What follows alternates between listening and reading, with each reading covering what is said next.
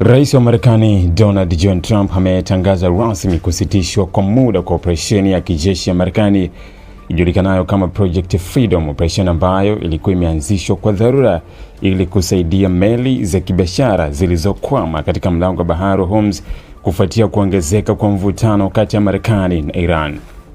Kwa kuzingatia ombi la Pakistani na mataifa mengine pamoja na mafanikio makubwa ya kijeshi tuliyopata katika kampeni dhidi ya Irani, na pia kutokana na ukweli kwamba kumepatikana maendeleo makubwa kuelekea kufikiwa kwa makubaliano kamili ya mwisho na wawakilishi wa Irani, tumekubaliana kwa pamoja kwamba ingawa zuio litaendelea kubaki kwa nguvu zote, operesheni ya Project Freedom itasitishwa kwa muda ili kuona kama makubaliano hayo yanaweza kukamilishwa na kutiwa saini, ameandika Rais wa Marekani Donald Trump kupitia mtandao wake wa Truth Social.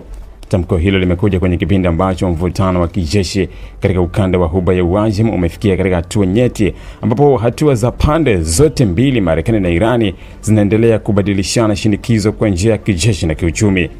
Kwa mujibu wa maelezo ya Trump, kusitishwa kwa operesheni hiyo si ishara ya kujiondoa kwa Marekani katika eneo hilo, bali ni hatua ya kimkakati ya kutoa nafasi kwa mazungumzo yanayoendelea ili kufikia makubaliano ya kudumu.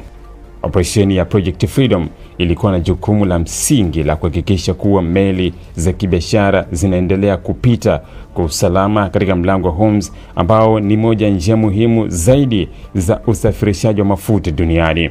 Takwimu zinaonyesha kuwa sehemu kubwa ya mafuta yanayosafirishwa kwa njia ya bahari hupita katika njia hiyo nyembamba, jambo linaloifanya kuwa na umuhimu mkubwa si tu kwa mataifa ya Ghuba bali pia kwa uchumi wa dunia kwa ujumla.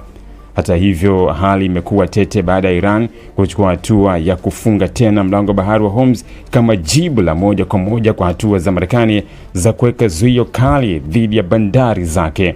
Hatua hiyo ya Iran imeonekana kama jaribio la kulazimisha Marekani na washirika wake kurejea kwenye meza ya mazungumzo kwa masharti yatakayokuwa na nafuu zaidi kwa Iran. Wachambuzi wa siasa za kimataifa wanaeleza kuwa kauli ya Trump inaonyesha kuweka shinikizo huku ukitoa mapumziko ya muda ili kupima nia ya upande wa pili katika mazungumzo.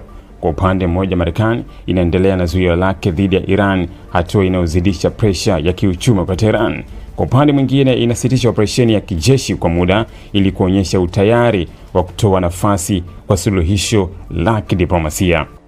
Moja maswali makubwa ni jinsi ambavyo kusitishwa kwa operesheni ya kulinda usafirishaji wa meli kutasaidia mazungumzo, wakati chanzo kikuu cha mvutano ambacho ni zuio dhidi ya bandari za Irani likiendelea kuwepo bila mabadiliko.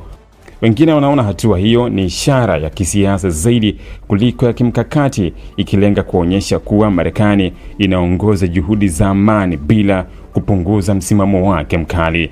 Katika nyanja ya kiuchumi, uamuzi huo unaweza kuwa na athari za haraka katika masoko ya nishati.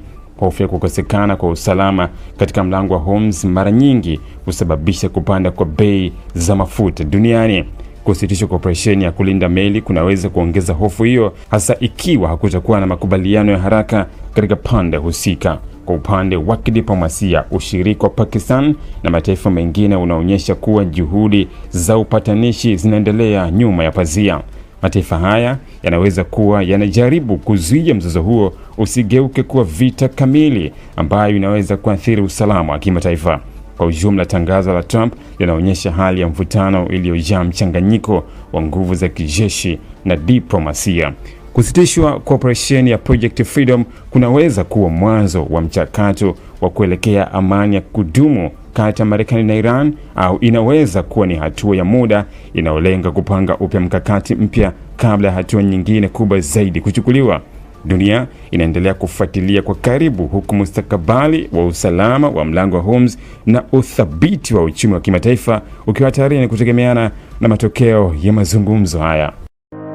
Ili kuwa mwanafamilia bora wa Global TV, usisahau kusubscribe, like, kushare na kucomment.